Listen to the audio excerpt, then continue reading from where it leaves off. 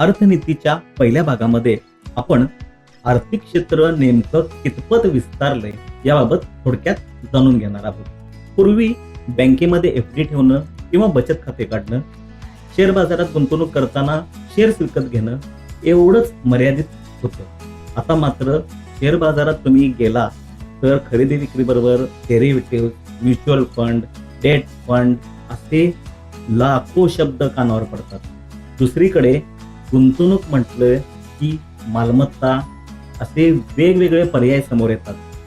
विविध प्रकारची गुंतवणूक आणि तिथले रिटर्न्स हे सर्व जाणून न घेता फसवणुकीच्या फंड्यांना बळी पडण्याची संख्या दिवसेंदिवस वाढतच निघाली आहे. अशाच इंटरेस्टिंग टॉपिकसाठी आमच्या इंस्टाग्राम पेजला फॉलो करा आणि संपूर्ण व्हिडिओसाठी आमच्या ऐका हो ऐका मराठी पॉडकास्ट या यूट्यूब चॅनलला सबस्क्राईब करा.